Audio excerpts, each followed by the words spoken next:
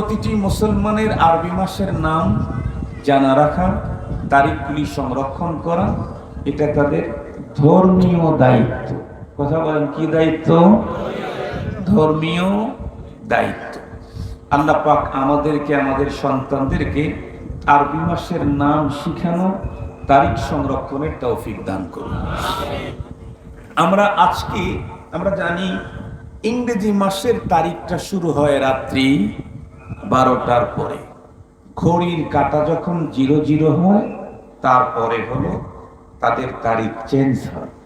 কিন্তু আরবিতে বেলা যখন ডুবে যায়, সাথে সাথে তারিখ চেঞ্জ হয়। এ কারণেই সারা দুনিয়াতে রমজান মাসের রোজা আগে না তারাবি আগে? ভালো করে বুঝে বলেন, আগে রোজা রাখে না আগে তারাবি পড়ে?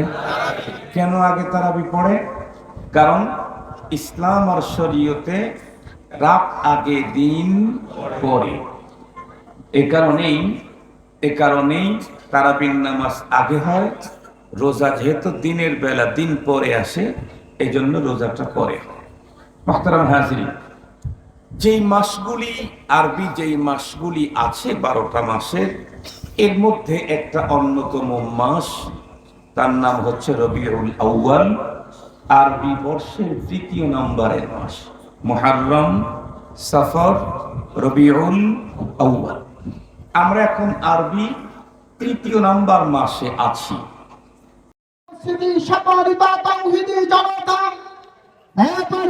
গুরুত্বপূর্ণ আলোচনা নিয়ে আসছেন বাংলাদেশের সিংহ পুরুষ, আন্তর্জাতিক খ্যাতি সম্পন্ন মুফাসসিরে কোরআন, বিশিষ্ট ইসলামী চিন্তাবিদ আল্লামা আব্দুল বাসিত খান সাহেব দামাদ বরকাতুহু। আল্লামা আব্দুল বাসিত খান সাহেব দামাদ বরকাতুহু হযরতের মূল্যবান নসিহত পেশ করার জন্য বিনয়ের সাথে অনুরোধ জানাচ্ছি।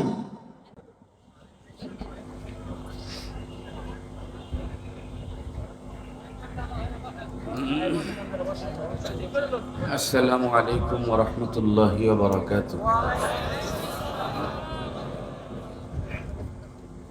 ইন্নাল হামদালিল্লাহ নাহমাদুহু ওয়া নাস্তাঈনুহু ওয়া নাস্তাগফিরুহু ওয়া নু'মিনু বিহি ওয়া নাতাওয়াক্কালু আলাইহি ونعوذ بالله من شرور أنفسنا ومن سيئات أعمالنا من يهده الله فلا مضل له ومن يضلله فلا هادي له ونشهد أن لا إله إلا الله وحده لا شريك له ونشهد أن سيدنا وسندنا وحبيبنا وحبيب ربنا وطبيبنا وطبيب قلوبنا وأولانا ومولانا محمدا عبده ورسوله الذي يرسله بالحق إلى الخلق بشيرا ونذيرا وداعيا إلى الله بإذنه وسراجا وقمرا منيرا أما بعد فأعوذ بالله من الشيطان الرجيم بسم الله الرحمن الرحيم ما آتاكم الرسول فخذوه وما نهاكم عنه فانتهوا واتقوا الله إن الله شديد العقاب. وقال نبينا وصفينا وحبيبنا صلى الله عليه وسلم لا تتخذوا يوما عيدا ولا تتخذوا شهرا عيدا أو كما قال عليه الصلاة والسلام. صدق الله مولانا العظيم وصدق رسوله النبي الأمي الكريم ونحن على ذلك لمن الشاهدين والشاكرين والذاكرين والحمد لله رب العالمين. اللهم صل على سيدنا مولانا محمد وعلى آله وأصحابه وبارك وسلم. اللهم صل على محمد النبي الأمي وعلى آله وسلم تسليما. اللهم صل على محمد وأنزله المقعد المقرب عندك يوم القيامة. يا رب صل وسلم دائما أبدا على حبيبك خير الخلق كلهم. আজ 16 সেপ্টেম্বর 2024 ইংরেজি 13 রবিউল আউয়াল 1446 হিজরি, সোমবার দিবাগত রাত। নুরুল কোরআন হাফিজিয়া মাদ্রাসা ও আনোয়ারা নাজাতুন নিসা মহিলা মাদ্রাসা গাজীপুরের ইন্তেজামে হাফেজ ছাত্রদের পাগড়ি প্রদান উপলক্ষে আয়োজিত চতুর্থ বার্ষিক ওয়াজ ও দোয়া মাহফিলের সদরে ইজলাস সম্মানিত সভাপতি মুআজ্জাজ হযরত বুজুর্গ উলামায়ে কেরাম, বিভিন্ন দ্বীনি মাদারিস থেকে আগত আজিজ তালাবা, বিভিন্ন অঞ্চল থেকে সমাগত সম্মানিত সুধী, সর্বপ্রথম মহান আল্লাহ পাকের দরবারে আলিশান লাখো কোটি শুকর যে রব্বে করিম বড় দয়া করে মায়া করে ভালোবেসে আমাদের দেশে ম্যাক্সিমাম মানুষের ভাষায় দ্বিতীয় স্বাধীনতার পর আজকে আল্লাহ পাক নিরাপদ নিশ্চিন্তে মনের আবেগ আর ভালোবাসাকে উজাড় করে দ্বীনি প্রোগ্রামে আসা যাওয়া, দ্বীনি আলোচনা শোনার যে ব্যবস্থা রব্বে কারীম করে দিলেন, সে রবের দরবারে আমরা প্রত্যেকেই শুকরগুজার হচ্ছি। জবান খুলে ভক্তির সাথে মুহাব্বত নিয়ে পড়ি আলহামদুলিল্লাহ। মুহতারাম হাজিরিন, আমার পরে আজকের এই অনুষ্ঠানের মধ্যমণি,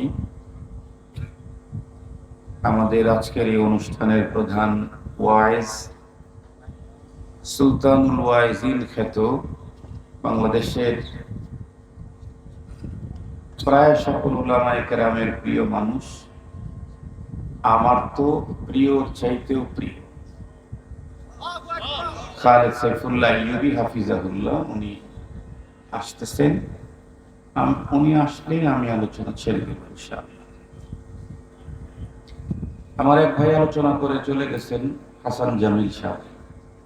আমি যখন ঢুকতেছি তখন আমাকে ফোন দিয়ে বলছেন, ভাই আপনি একটু ধীরে স্থিরে স্টেজে যান, কারণ আইয়ুবী সাহেব আসতে হয়তো একটু দেরি হতে পারে, আপনার কষ্ট হবে। আল্লাহ শুকুর, আমার ভাইয়েরা আমার প্রতি খুব মহব্বত আর আজমত আর ভালোবাসার দৃষ্টি রাখে, কষ্ট দিতে চায় না। মানে এখন যে সার্কেলটা আছে তার মধ্যে আমি একটু সিনিয়র বয়সের দিক থেকে, ইলম, আমল, ইখলাস, গ্রহণযোগ্যতা, সেলিব্রিটি এগুলির দিকে না, বয়সের দিক থেকে, ফারেক হওয়ার দিক থেকে আমি একটু ওনাদের চাইতে আগে। সেই হিসেবে তারা আমাকে সম্মান করেন, ইজ্জত করেন। আল্লাহ তাদেরকে পুরা জিন্দেগি বা ইজ্জত বানায় দেন। মুহতারাম হাজিরিন, আজকে কোরআনে হাকিম থেকে একখানা আয়াতে কারিমা তেলাওয়াত করেছি। আর নবী করিম সাল্লাল্লাহু আলাইহি ওয়াসাল্লামের জবানে মুবারকের আহাদিস মুবারকা থেকে একখানা হাদিসও পাঠ করেছি। আজকের আলোচনার মূল পুঁজি হলো এই দুইটা জিনিস। এই দুটিকে সামনে নিয়ে আমার আজকের পথ চলা। কোরআনে পাক যেটা তেলাওয়াত করেছি আয়াত আর হাদিস, ইনশাআল্লাহ একেবারে শেষ মুহূর্তে হলেও আল্লাহ তৌফিক দিলে আমি আপনাদেরকে আমার আলোচনার সাথে কোরআনের আয়াত আর হাদিসটাকে বুঝিয়ে দেব, আল্লাহ তৌফিক দিলে। তার আগে ওই পর্যন্ত যাইতে আমাদের কিছু কথা বুঝতে হবে। আমরা প্রত্যেকেই জানি ইংরেজি মাসের গণনা, আরবি মাসের গণনা, বাংলা মাসের গণনা, এই 3 প্রকারের মাসের গণনা আমাদের দেশে আছে। বর্ষ 3 প্রকার, আরবি বর্ষ, ইংরেজি বর্ষ, এরপরে বাংলা বর্ষ। এর মধ্যেও আবার কম বেশি আছে অর্থবর্ষ, শিক্ষাবর্ষ, আরো অনেক আছে। এই 3 প্রকারের যে মাসের গণনা হয়, এর মধ্যে এক প্রকারের মাসের সাথে মুসলমানদের ইসলামের সম্পর্ক, সেটা হচ্ছে আরবি মাস। রাসূল করিম সাল্লাল্লাহু আলাইহি ওয়াসাল্লাম ইরশাদ করেছেন, বুনিয়াল ইসলাম আলা খামস। ইসলামের বুনিয়াদ কয়টা যেন?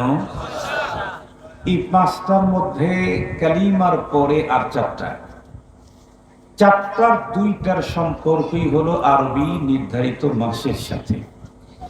তার মধ্যে একটা হলো রোজার সম্পর্ক আরবি মাস রমাদানুল মুবারকের সাথে, আর একটা হলো হজ্জে বাইতুল্লাহ, এটার সম্পর্ক জিলহজ মাসের সাথে।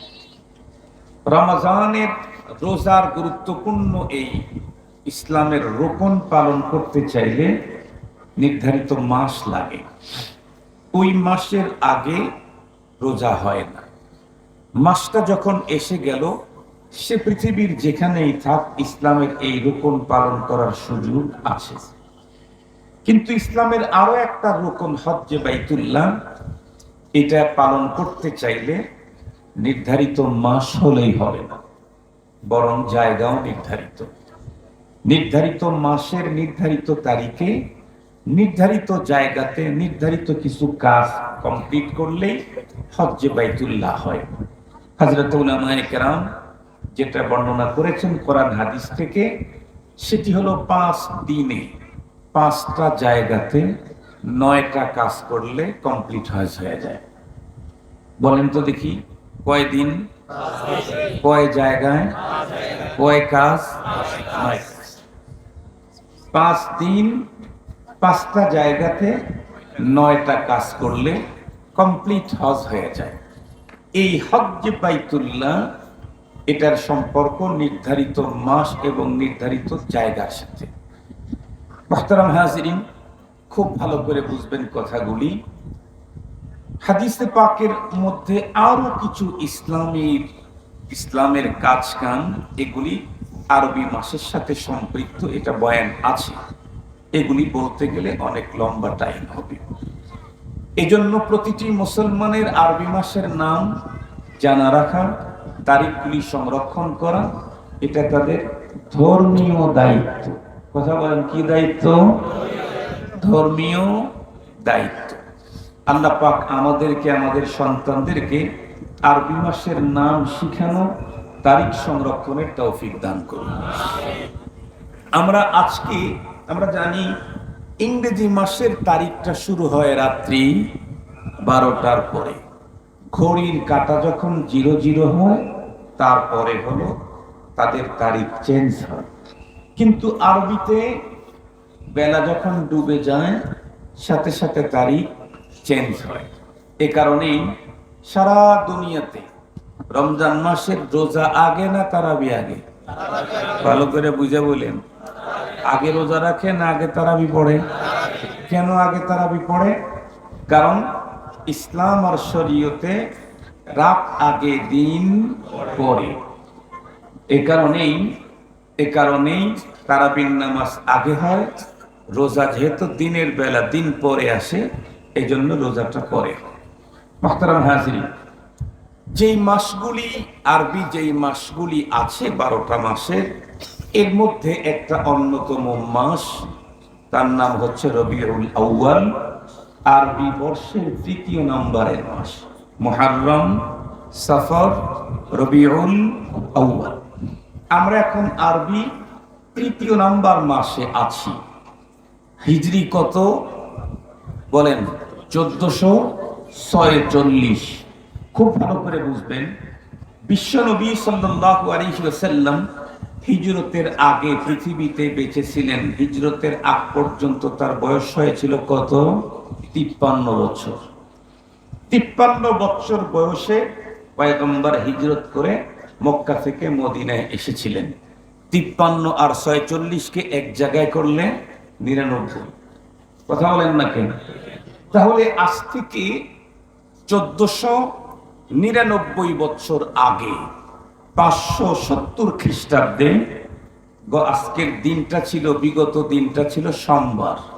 সোমবারের দিন সুবহে সাদেকের সময় এই মাসে রবিউল আউয়ালে নবীজি এই পৃথিবীতে আগমন করেছিলেন। আলহামদুলিল্লাহ বলবেন কি? একটু এত আস্তে আলহামদুলিল্লাহ তে হবে না।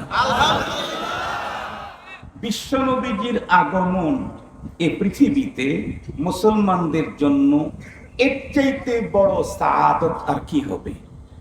এর চাইতে আর বড় সাআদত আর কি হবে নবীজির আগমনের চাইতে?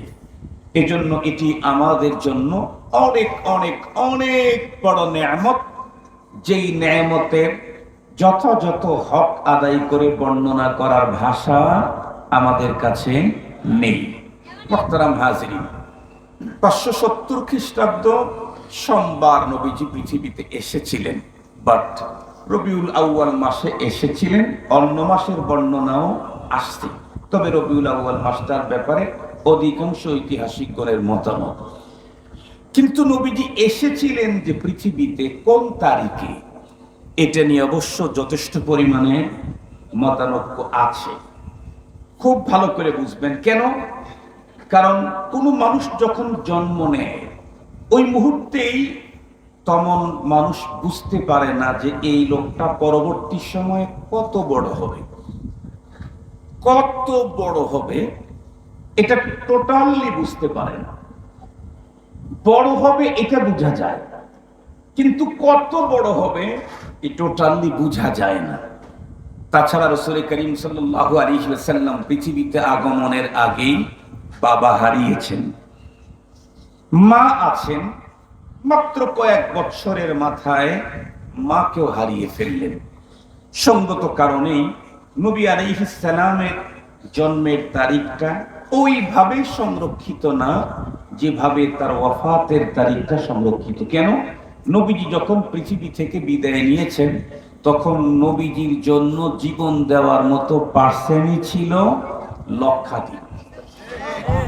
সাহাবায়ে কেরাম প্রত্যেকেই নিজের জীবনের চাইতে রাসূলকে বেশি ভালোবেসেছেন।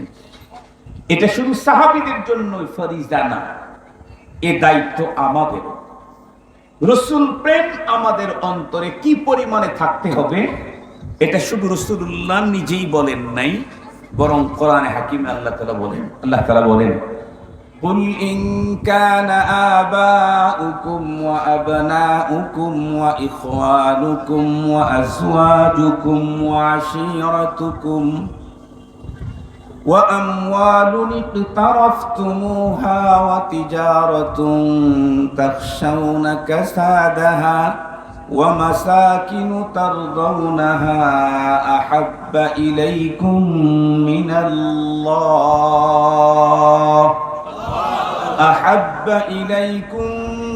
من الله ورسوله وجهاد في سبيله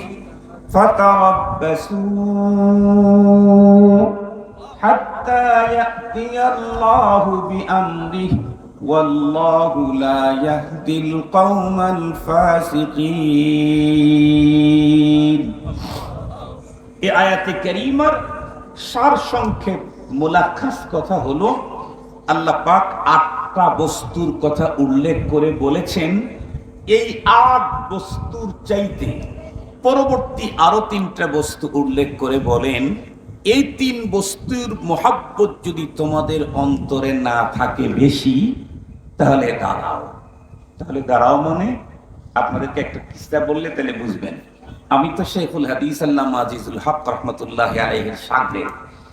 হুজুর কঠিন থেকে কঠিন কথা ওনার জীবনের ঘটে যাওয়া ঘটনার সাথে এমন ভাবে মেসাল দিতেন যে কোনো অবোধ মিনওয়ান ওই কঠিন কথাটাকে বুঝতে সক্ষম হইত। হুজুরের কাছ থেকে এই কিছু নিয়েছি, তা আমি একটা মিসাল দিলে বুঝবেন। আমরা ছোটবেলায় অনেক সময় মাদ্রাসা বা স্কুলে যাওয়া বাদ দিয়ে খেলাধুলা করেছি, দুই একদিন, এরকম হয়েছে না হয় নাই? খেলতে গেছি, আম্মু অনেক ডাকছে, বোন ডেকেছে, চাচা এসেছে, কারো চোখ রাঙ্গানি তোয়াক্কা করি নাই, খেলতে আছি। কিন্তু একজনকে তো আজরাইলের চাইতে কম ভয় পাই না, সে ফাদার ড্যাডি না বাবা, এ তো খুব ভয় পাই। খেলতে আসি, বাবা হঠাৎ করে বাসায় এসে জিজ্ঞেস করছে, যায় নাই অমুকে মাদ্রাসা স্কুলে? যায় নাই।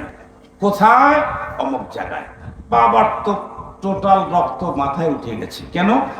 গাধার মতো পরিশ্রম করে নিজে না খেয়ে আমাকে খানা খাওয়ায় দিয়ে, আমার জন্য পোশাক খরিদ করে আমাকে আগামী দিনে মানুষের মতো মানুষ বানাবার জন্যই বাবার পরিকল্পনার প্রথম নাম্বার আমি যখন যাই না স্কুলে, বিদ্যালয়ে, মাদ্রাসায়, তো বাবা তখন লাঠি একটা নিয়ে আগাইতেছে। আমি তো খেলার মধ্যে আছি, কিন্তু আমার খেলার সার্কেল আছে যে তাদের ভিতরে কেউ চিনে ফেলেছে, বুঝতে পেরেছে যে বাবা আসতেছে। দেখেই আমাকে খোঁচা দিয়ে বলতেছে, এই আইনু। কি করলো? আসলো। যেই বলছে আসলো, বুঝে ফেলছি কে আসতে পারে। তখন ওইটা জায়গা পিঠে দৌড়, বাবাও কিছুক্ষণ পিছু দৌড়। তো আমার সাথে তো বাবা দৌড়ে পারবে না, অন্যথায় যাই পারুক, কারণ আমি তো মাত্র একেবারে বালক। কিছু দূর যাওয়ার পরে বাবা যখন দাঁড়িয়ে গেছে, আমরা দৌড় দিয়ে যাই আর পিছনে তাকাই। যখন দেখছি বাবাও দাঁড়িয়েছে, আমিও হাঁপায় গেছি, দাঁড়িয়ে গেলাম। বাবা তখন কি বলে? তারা বলে না? তার মানে কি? দাঁড়া, কাছে গেলেই তোকে পুরস্কৃত করব, এটা অর্থ? না কি করবেন? পানিশমেন্ট দিবেন। পানিশমেন্ট, পুরস্কার না পানিশমেন্ট? পানিশমেন্ট। বাবা যেমন বলেন দাঁড়া, তার মানে নিশ্চিত পানিশমেন্ট। রব্বুল আলামিন প্রথমে 8 বস্তু উল্লেখ করে বললেন, তোমাদের অন্তরে যদি এই 8 বস্তুর মায়াটা বেড়ে যায় পরের 3 বস্তুর চাইতে, ফাতারাব্বাসু, তাহলে দাঁড়া। তার মানে পানিশমেন্ট। হাত্তা ইয়াতি আল্লাহু বিআমরি, আল্লাহ পাকের শাস্তির বিধান, হুকুম, অর্ডার এসে যাবে। ওয়াল্লাহু লা ইয়াহদিল কওমাল ফাসিকিন। মুহতারাম হাজির, সেই যেই 8 বস্তুর চাইতে 3 বস্তুর মায়া অন্তরে বেশি হতে হবে। কোরআনে পাকে আল্লাহ পাকের অর্ডার, তার মধ্যে 8 বস্তুর একটা হলো ইনকানা আবাউকুম, পিতা মাতা, আবনাউকুম, সন্তানাদি, ইখওয়ানুকুম, ভাই বোন, আজওয়াজুকুম, স্ত্রী, স্বামী স্ত্রীর একজন অপরজন, আর কি একজনের জন্য অপরজন, আশিরাতুকুম, রিলেটিভ, ওয়া আমওয়ালুন ইকতারাফতুমুহা, ওই সম্পদ যেগুলি তুমি কুক্ষিগত করে রেখেছো, জমা করেছো, ওয়া তিজারাতুন তাখশাউনা কাসাদাহা, ওই ব্যবসা যার ভিতরে মন্দার আশঙ্কা করছো, ওয়া মাসাকিনু তারদাউনাহা, ওই স্বপ্নের বাড়ি যেটা বাংলাদেশে বানায়া বাংলাদেশের সৌন্দর্যকে বর্ধন করো নাই, বানাইছো তো বেগম পাড়া। আছে না বেগম পাড়ার বাড়ির মালিক? কথা বলেন। বেগম পাড়ায় বাড়ির মালিক হয়া লাভটা কি? যদি সেই বাড়িতে যাওয়ার আগে দাড়িটা সেভ করে যেতে হয়, তাহলে ওই বাড়ির মালিক হয়া লাভটা কি? যদি সাদা চুলটাকে যদি কালো করতে হয়, তাহলে ওই বাড়ির মালিক হয়া লাভটা কি? আর এই যেটা ঘটছে জালেমদের সাথে, আল্লাহ পাকের কোরআন, পয়গম্বরের হাদিসের স্পষ্ট বর্ণনা, এটা কিন্তু তাদের অপকর্মের পুরাপুরি পাওনা না। আল্লাহ বলেন, ওয়ালানুযীকান্নাহুম মিনাল আযাবিল আদনা দুনাল আযাবিল আকবার লাআল্লাহুম ইয়ারজিউন। আল্লাহ পাকের ভাষায় হলো আদনা, স্যাম্পল। আপনারা, আমি কিন্তু গ্রামের মানুষ, এই জন্য গ্রামের মিসাল দেব। আমার কৃষকের ছেলে, মাঠে ঘাটে অনেক জায়গা জমি আমাদের আছে, আল্লাহ শুকুর। তো বাবা যখন ধান নিয়ে গেছে বাজারে বিক্রি করতে, কথার কথা বলতেছি, আগে তো গরুর গাড়ি মহিষের গাড়িতে নিয়ে যেত, এখন এখন পিকআপে নিয়ে যায়, ট্রাকে নিয়ে যায়, অথবা ভ্যানে নিয়ে যায়। তো ভ্যানে নিয়ে গেছে 20 মণ ধান। যত মহাজন ধান কেনার জন্য আসছে 20 মণ নিয়েই কি দেখাবে দাম কত? না, ওখান থেকে অল্প হাফ কেজি ধান একটা পলির ভিতরে নিয়ে এক দোকানে দেখাইলো, আমার 50 মণ আছে এই ধানের কোয়ালিটি। দেখার পরে বলে দেব 1050 টাকা। আর এক দোকানে নিয়ে দেখায়, এই যে আমার 50 মণ আছে ধানের কোয়ালিটি। সে বলে হ্যাঁ 1100 দেব। আর এক জায়গায় দেখায়, কেন এক জায়গার থেকে আর এক জায়গাতে 50 বাড়ছে, যদি 50 জায়গায় 50 করে বাড়ে তাহলে কি পরিমাণে বাড়বে? তো সবসময় তো আর বাড়ে না, একটা পর্যায়ে গিয়ে থেকে যায়। এটা মনে রাখতে হবে, এটাই সিস্টেম, এটাই পদ্ধতি, এটাই নিয়ম। দিনের সূর্যের তাপ যত ভয়ঙ্করই হোক, একদিন ওর তাপ আর আলো একটা সময় হারিয়ে যাবে। দিনের সূর্যের তাপ যত ভয়ঙ্করই হোক, একটা সময় সূর্যের এই তাপের মধ্যে ভাটা পড়বে। এটা মনে রাখতে হবে। আমরা তো মনে রাখি না। আমরা তো ভেবেছিলাম এত সাল পর্যন্ত তো আমি যাব, তারপরে আমরা যাব, তাছাড়া দেশটা তো আমার বাবার। এ কারণেই প্রত্যেকটি মানুষের উপরে বিগত সময় জুলুম আর নির্যাতন হয়েছে ফেরাউনি কায়দায়। আলেম কথা বলতে গেলে যাওয়ার আগে কত রঙের ফোন। আরে ভাই, আমাদের আলেমদের বক্তাদের ভিতরেও তো আলোচকের কোয়ালিটি আছে। কেউ তো আস্তে কথা বলতে পারে না, আবার কেউ আছে জোরে কথা বলতে পারে না। আস্তে কথা বলতে পারে না এই দলের শীর্ষে হলো মামুনুল হক, আস্তে কথা বলতে পারে না। আর জোরে কথা বলতে পারে না এই গ্রুপের ইমাম হলো আব্দুল বাসেদ খান, ধরা যেতে পারে আর কি, জোরে কথা হয় না। আমাকে কোনো মঞ্চে, রাজনৈতিক মঞ্চে তো খুব কম যাই, ধর্মীয় কোনো ওই জাতীয় প্ল্যাটফর্মে কোনো সময় দাঁড় করায় দিলেও আমার আওয়াজ জোরে হয় না। আমার পিসা হুজুর আমাকে বলেন খুতবার সময় আওয়াজ আরো আসতে হয়, অথচ ম্যাক্সিমাম খুতাবা ওয়াইজিন যারা আছে তারা খুতবার ভিতরে ওনার কণ্ঠ, সুর, আওয়াজের সৌন্দর্য যা আছে টোটাল খুতবার ভিতরেই বুঝাইয়া দিল যে আমার কাছে এই কোয়ালিটির মাল আছে। আমি পারি না, আমাদের এই মুখ থেকে আওয়াজ বেরই হতে চায় না।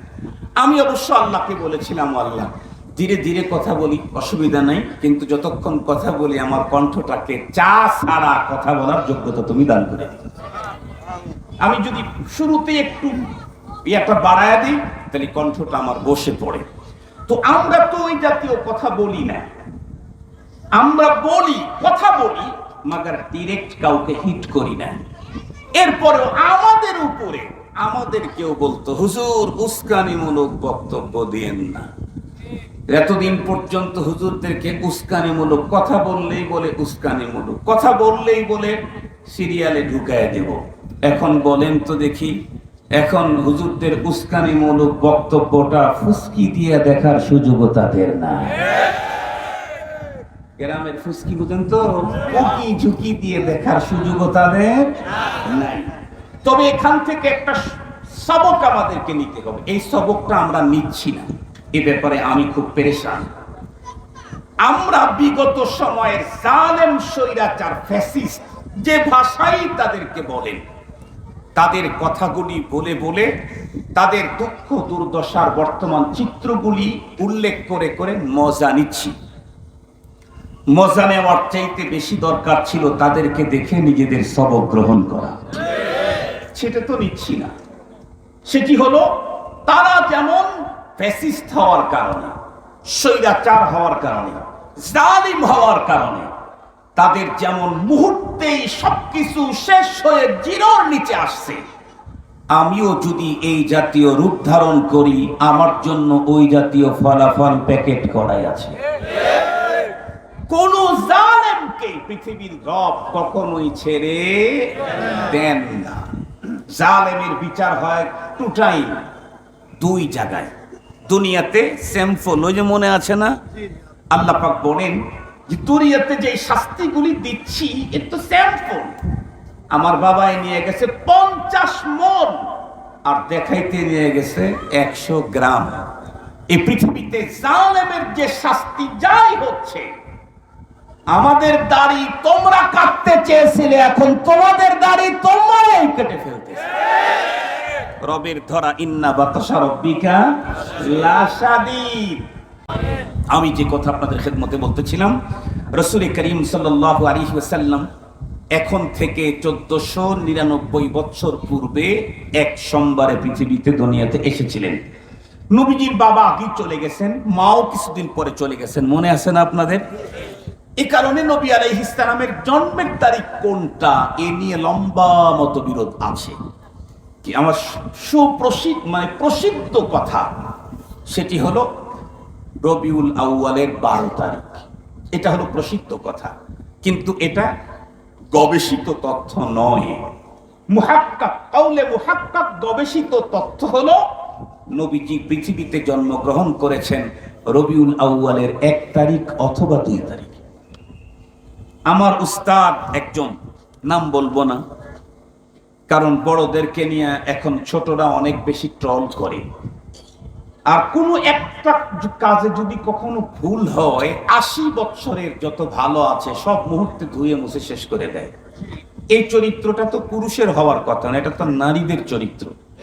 ওয়াগার রোজে মুরাদাশ বরনায়ারি দোসদ চান্দা উয়ুবত বর শুমারাত। ওয়াগার রোজে মুরাদাশ বরনায়ারি দোসদ চান্দা উয়ুবত বর শুমারাত। শেখ সাদি রহমতুল্লাহ আলাইহি গুলিস্তার মধ্যে বলছেন যে নারীদের চরিত্র হলো 20 বছর বিয়ে করেছেন, 40টা ঈদ এসেছে, 39টা ঈদে সে যেমন চেয়েছে তার চাইতে ভালোটা নিয়ে এসে দিয়েছেন। তখন সে আপনার ভূয়সী প্রশংসা করেছে, আপনি ওযু করার পরে ওযুর পানিটা সে মুছে দিয়েছে। 40তম ঈদের সময় হঠাৎ আপনার অর্থনৈতিক ক্রাইসিস দেখা দিয়েছে, তার চাহিদাটা পূরণ করতে পারেন নাই। দেখবেন মাত্র একবার 39 বার চাহিদার চাইতে বেশি দেওয়া হয়েছে, এই মাত্র প্রথম একবার মিস হয়েছে। কি বলে, তোমার কাছে এসে জীবনে মনের আশা কোনোদিন পূরণ হলো না। এটা হলো নারীদের চরিত্র, কিন্তু এটা এখন আমাদের পুরুষদের ভিতরে, তাও আবার নওজোয়ান আলেমদের ভিতরে বেশি। সব নওজোয়ান আলেম যদি আমাকে থুতু নিক্ষেপ করো, আমাকে যদি বকা দাও, ফেসবুকে যদি তুফান চালাও, লাস্তু উবালি, আমি এগুলার তোয়াক্কা করি না, কিচ্ছু না। কেন? সারা দুনিয়া যদি আমাকে পুষ্পমল্ল দিয়ে জিন্দা কবর দেয়, ফুলের মালা দিয়ে যদি কবর দেয়, আর রব্বুল আলামিন যদি বলে তোকে আমার চয়েস না, তাহলে তো আমি কুত্তার চাইতেও নিকৃষ্ট। আর সারা দুনিয়া যদি আমার উপরে ময়লা ছুঁড়ে মারে, থুতু ছুঁড়ে মারে, আমার যদি গোসল হয়ে যায়, আর রব যদি বলে তোকে আমার চয়েস, তাহলে ফুস্তু রাব্বিল কাবা, কাবার মালিকের কসম, আমি সবচেয়ে বড় সফল, আমি কামিয়াব। সত্য কথা আমাকে বলতেই হবে। লা তালুমনি আও ফালুমনি ইন্নামা, লা তালুমনি আও ফালুমনি ইন্নামা কুলতু মা কুলতু আবি আমরুন জালাল। আমাকে তোমরা বকা দিও না ভাই, যদি কখনো কোনো শব্দ বেরিয়ে যায় তোমাদের রুচির বিরুদ্ধে, বকা দিও না। আর যদি বকা না দিলে মজা না পাও, তাহলে অনেক বকা দাও, কয়েক খতম বকা আমাকেই দাও। কয়েক খতম বুঝেন তো, দিতেই থাকো। তবে আমি যা বলেছি এটা আমার ভিতরে অবশ্যই কোনো অবস্থার প্রেক্ষিতেই বলেছি। আমাদের বর্তমান ধর্মীয় উপদেষ্টা ফামো খালেদ সাহেব স্পষ্ট ভাষায় কথাটা বলেছেন, আমার কাজের ভুল হতেই পারে, আমি মানুষ, ভুলের উঠে না, তবে সেই ভুলের সমালোচনা যেন ফেসবুকে না হয়। আমাকে চিঠি দেন, আমার কাছে এসে ধরায়া দেন। এর চাইতে আর সুন্দর কি চান? এর চাইতে সুন্দর কথা আর কি চান? মনে রাখবেন, ছোটবেলায় কি কখনো ফেটটিং খেলছেন নাকি? ছোটবেলায় ফেটটিং খেলছেন, গুটি খেলছেন, গুটি, আর এই যে কাঁচের যে গোল গোল গোল গোল, এক জীবনে খেলছেন? আর দেখবেন খেলে তো হলো 5-7 জন, আর দর্শক থাকে 20-22 জন, থাকে না? তো গুটি খেলার সিস্টেম হলো দুইটা। একটা হলো যেটা বলবে ওইটাকেই মারতে হবে, এক সিস্টেম। আর একটা হলো যেটা বলবে ওইটা বাদ দিয়ে যে কোনো একটাকে মারলেই হবে। ঠিক বললাম না? ঠিক বললাম? তার মানে আমরা ছোটবেলায় খেলাধুলা করছি। তো যে খেলে ও যখন গুটি ছেড়ে দেয় লাগে নাই, ডান আর বাম থেকে লাগাইতে পারলি না, কথা বলেন না কথা বলেন, কি বলে এটাই লাগাইতে পারলে মারতেছে, ও ইস ইস ইস ইস করতেছে। তার মানে ওকে দিলে একেবারে তুফান করে ফেলতো। অথচ বাস্তব অবস্থা কি, এই ছেলেটাও 2-3 বার পরে একবার পেয়েছে। ওকে দিলে সব পুঁজি ফুরানোর পরে আবার পুঁজি অ্যাড করলেও একবারও লাগাইতে পারবে না। ওর অবস্থা হলো এই, ফাঁকের থেকে ওটা মনে হয় আমি হইলে উল্টায় দিতাম, ওখানে কাছে দিলে উনি যা পারছেন আপনি তাও পারবেন না। আমার জীবনের অভিজ্ঞতা থেকে বলতেছি, এগুলা পড়ে বলতেছি না, জীবনের তিক্ত সঞ্চিত অভিজ্ঞতা থেকে বলছি। দূরের থেকে মানুষের কথার উপরে একটা কথা ছুড়লেই এটার উপরে অনেক মন্তব্য করা যায়, কিন্তু সব মন্তব্য সহি হয় না। সব মন্তব্য যে সহি হয় না এটা আমি বলি না, আমার রব বলেছেন, ইত্তাকু কাসীরাম মিনাদ-যান। আমার আল্লাহ বলেছেন ইত্তাকু কাসীরাম মিনাদ-যান, ধারণা থেকে তুমি তোমাকে সেফ রাখো। কেন? ইন্না বা'দাদ-যান্নি ইসমুন। উনি কোন পরিস্থিতিতে কোন অবস্থার কারণে বলেছেন উনি ভালো বুঝেন। আপনি যেটা মনে করেছেন সেইটাতে কথাটা সহি না, কিন্তু উনি যেই অবস্থার প্রেক্ষিতে বলেছেন সেটা আইনে হক। এজন্য আল্লাহর ওয়াস্তে আমার ছোট ভাইরা বড়দের ব্যাপারে লেখালেখি করবা না, বিশেষ করে উলামায়ে কেরাম বড় যারা আছে তাদের ব্যাপারে কখনোই ফেসবুকে একটা শব্দ লিখবা না ভাই। কেন? আজকে তুমি ছোট, একদিন তুমিও বড় হবে। তুমি যদি তোমার বড়কে ছাড় না দাও, তোমার ছোটরা তোমাকে জীবনেও ছাড় দেবে না, জীবনে। মুসলমান ভাইরা রে আমার, খুব ভালো করে বুঝবেন, এরপরে এতগুলি কথার বলার পরেও আমি আমার ওই ওস্তাদের নামটা এখন উল্লেখ করব না, কারণ ফিহি নজরুন ডাল মে কুছ কালা হে, নামটা উল্লেখ করলাম না। তবে উনি তার কিতাবের ভিতরে, বইয়ের ভিতরে লিখেছেন বিশ্বনবীজির জন্ম রবিউল আউয়াল মাসের 1 অথবা 2 তারিখ, কেউ কেউ বলেছেন 8 তারিখ। এই কথাগুলি গবেষিত। হুজুর বলেন 12 তারিখ কেমনে হলো এটা আমার কোনোভাবেই বুঝে আসে না, কারণ 12 তারিখের কথাটা প্রকাশ পেয়েছে, ফোকাস পেয়েছে বটে, কিন্তু কোনো ইতিহাসের নির্ভরযোগ্য কিতাবে পাওয়া যায় না। এ কথা বলে হুজুর বললেন হয়তোবা 1 তারপরে দাড়ি দেয়া অথবা কোমা দেয়া 2 লিখেছিল, কোন এক সময় মাঝখানকার ওইটা যখন উঠে নাই তখন 12 হয়ে গেছে। কথা কি বুঝাইতে পারছি? 1 অথবা 2, এই অথবার জায়গাতে ছোট্ট যে একটা ফোঁটা ছিল, কোন কারণে ওই ওটা যখন উঠে গেছে, 1-এর পরে 2 হওয়ার কারণে কি হয়ে গেছে? 12 হয়ে গেছে। তারপরেও ধরে নিলাম বিশ্ব নবীজি 12 তারিখে পৃথিবীতে আসছেন, এটাই মেনে নিলাম, ধরে নিলাম। কিন্তু আমি জিজ্ঞেস করতে চাই, বিশ্ব নবীজি পৃথিবীতে দুনিয়াতে এসেছেন এই তারিখে, এই কারণে ওই তারিখে আমাকে কি করতে হবে, এই ব্যাপারে কি আমি আমার পক্ষ থেকে করব, নাকি এই ব্যাপারেও আমি রাসূলুল্লাহর অনুকরণ করব? কথা বলেন না কেন?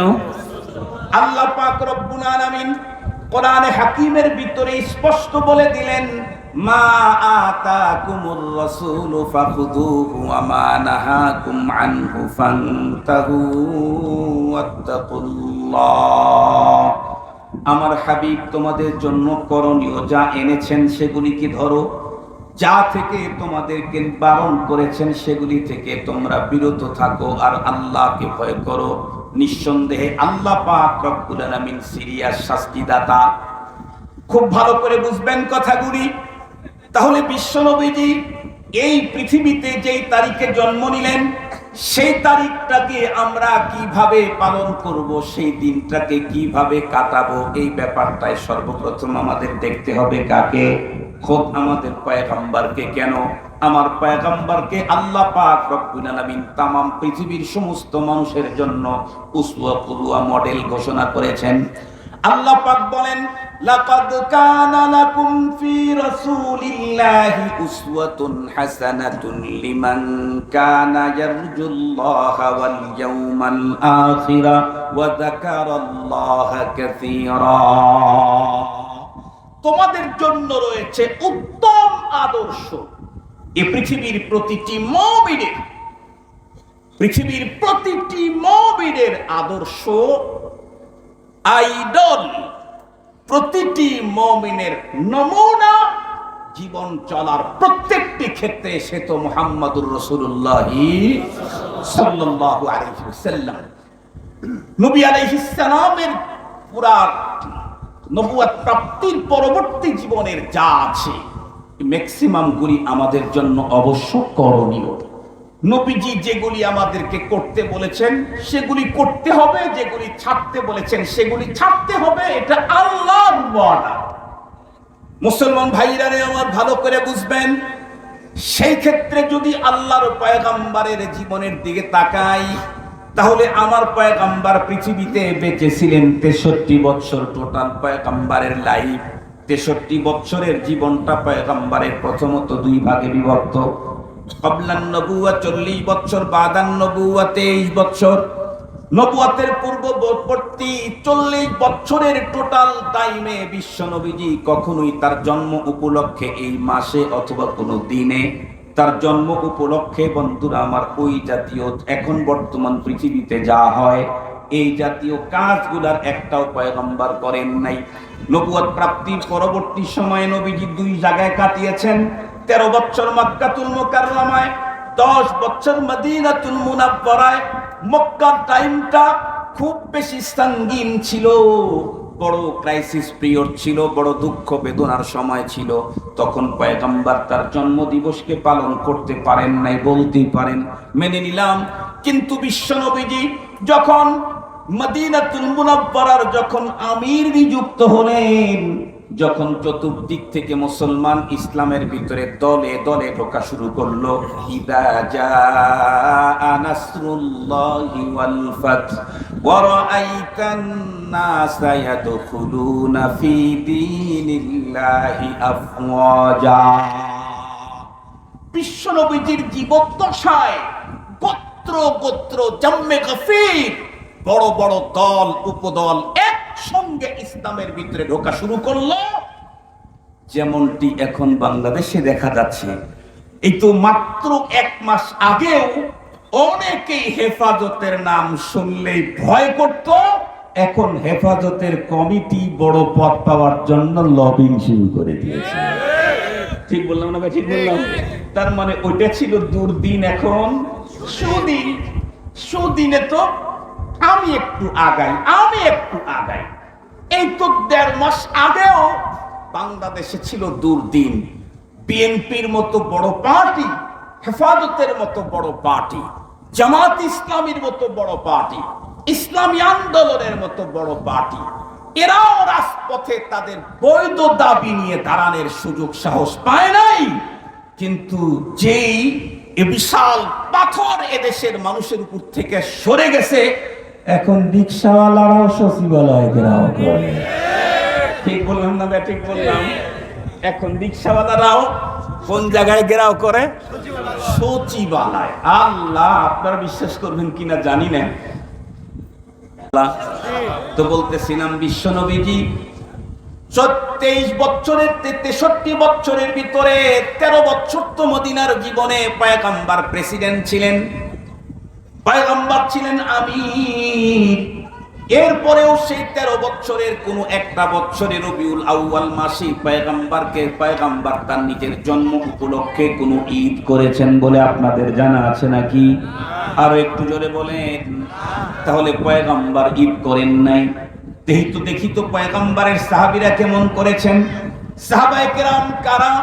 যাদের সম্পর্কে কোরআন আর হাদিসের তো হাজার হাজার বর্ণনা আছে। সেই যুগের কাফের, বেঈমান, মুশরিক আর পত্তলিকেরা যেই কথাগুলি বলেছে, এগুলি অত্যন্ত তাৎপর্যপূর্ণ। এই জাতীয় একটা কথা বলে দিতে চাই। সেটা হলো পয়গম্বরের জন্য সাহাবায়ে কেরামদের বেনজির জান্নেসারির দৃষ্টান্ত দেখার পরে মক্কার পত্তলিকেরা বলতো পৃথিবীর শুরু থেকে আজ পর্যন্ত দুনিয়াতে এমন এমন একজন নেতার কথা কোনোদিনও শুনি নাই যার অনুসারীরা নেতার জন্য এই পরিমাণে নিবেদিত প্রাণ যেমন মুহাম্মদুর রাসূলুল্লাহর জন্য তার সাহাবায়ে কেরাম। সেই সাহাবায়ে কেরামের ভিতরে 10 জনকে তো আল্লাহর পয়গম্বর একসঙ্গে জান্নাতি বলেছেন, 10 জনকে একসঙ্গেই বলেছেন জান্নাতি। আবু বকর ফিল জান্নাহ, ওমর ফিল জান্নাহ বলতে বলতে 10 জনের নাম একসঙ্গে বলেছেন। তার অর্থ এই না যে আল্লাহর পয়গম্বরের জবানে দুনিয়া থেকে মাত্র 10 জনই জান্নাতের সুসংবাদ পেয়েছেন, না না, বরং ক্ষণে ক্ষণে পয়গম্বর তার অনেক সাহাবীর ব্যাপারে দুনিয়া তার জীবদ্দশায় তাদের হায়াতি বলেছেন এই সাহাবীও জান্নাতি, এই সাহাবী জান্নাতি। তোমরা যদি কেউ জান্নাতি লোক দেখতে চাও অমুকের দিকে তাকাও, তোমরা যদি কেউ জান্নাতি লোক দেখতে চাও তাহলে মজলিসের ভিতরে তোমরা সজাগ হও, অল্পক্ষণের ভিতরে আমার একজন সাহাবী ঢুকবে, উনি কিন্তু জান্নাতি। এই রকমের বহু বয়ান আছে। সাহাবায়ে কেরাম তা কারা? সাহাবায়ে কেরাম হলেন তারা যারা তাম পৃথিবীতে যতদিন পর্যন্ত বেঁচে ছিলেন টোটাল লাইফটা নেক কাজের জন্য প্রতিযোগিতা করেছেন। সেই সাহাবীদের ভিতরে হযরতে সিদ্দিক আকবর আমিরুল মুমিনিন ছিলেন, ফারুক আজম আমিরুল মুমিনিন ছিলেন, ওসমান আলী রাদিয়াল্লাহু আনহুম ওনারাও আমিরুল মুমিনিন ছিলেন। এই 4 জনের কোনো একজনও তো তাদের জীবদ্দশায় তাদের খেলাফত আমলে রবিউল আউয়াল মাস আসতে কতবার চলে গেছে, কোনো একটা মাসেও কোনো একটা দিনেও ঈদ পালন করেন নাই। করেছেন? কথা বলেন, করেছেন? এর চাইতেও মজার তথ্য আপনাদেরকে দেই। এই হাদিসটা শুধু আমরা পড়ি না, আমাদের দেশের যেই ভাইয়েরা সহিহ হাদিসের কন্ট্রাক্টরে নিয়েছেন তারাও এই হাদিসকে সহিহ বলেন। কি? কুল্লু মুহদাসাতিন বিদআহ, কুল্লু বিদআতিন দালালা, কুল্লু দালালাতিন ফিন্নার। এই হাদিসটা সবার কাছে গ্রহণযোগ্য, সবাই বলেন সহিহ না। আরো বড় কিছু, আরো একটা হাদিস আছে নবীজি, সেটা হলো নবীজি বলেন আলাইকুম বিসুন্নতি ওয়া সুন্নাতিল খুলাফাইর রাশিদিন আল মাহদিয়িন। ভাই তো এখানে আসবেন, আমি তো কথা ছেড়ে দেবো, আসলেই হয়তো 1-1 মিনিট লাগবে হাদিস আর কোরআনটাকে মিলিয়ে দিতে। এই কথাটা শুনেন, খুব গুরুত্বপূর্ণ তথ্য। নবীজি প্রথম হাদিসে কি বললেন? যে আমার পরে ইসলামের মধ্যে যে নতুন আবিষ্কার আসবে সবগুলা বেদাত। সবগুলা বলেন কি? আমার পরে ইসলামের মধ্যে দ্বীনের মধ্যে যে আবিষ্কারগুলি আসবে সবগুলা কি বলেন? বেদাত। আর প্রত্যেকটা বেদাতি গোমরাহি। পক্ষান্তরে আবু বকর, ওমর, ওসমান, আলী 4 জনের ব্যাপারে নবীজি আলাদা কথা বললেন। কি? আলাইকুম বিসুন্নতি ওয়া সুন্নাতিল খুলাফাইর রাশিদিন আল মাহদিয়িন।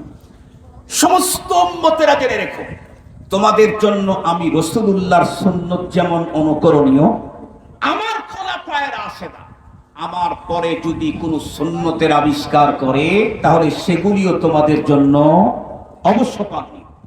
নবীজির পরে যে কোনো নতুনত্ব বেদাত, কিন্তু এই নতুনত্বর আবিষ্কারক যদি হযরত আবু বকর, ওমর, ওসমান, আলী হন তাহলে এটা বেদাত না সুন্নাত?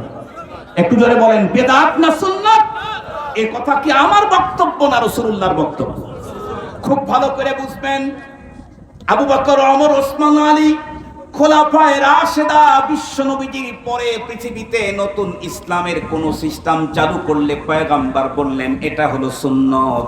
তাহলে নবীজির সাহাবী যাদেরকে নবীর অবর্তমানে ইসলামের ভিতরে সিস্টেম পদ্ধতি চালু করার আল্লাহ পাক রব্বুল আলামিন পারমিশন দিয়েছেন, সেই 4 জন খোলাফায়ে রাশিদিনের কোনো একজন তাদের জীবদ্দশায় পয়গম্বরের জন্মের এই মাসে কোনো দিন বিশেষ আয়োজনে কাটান নাই।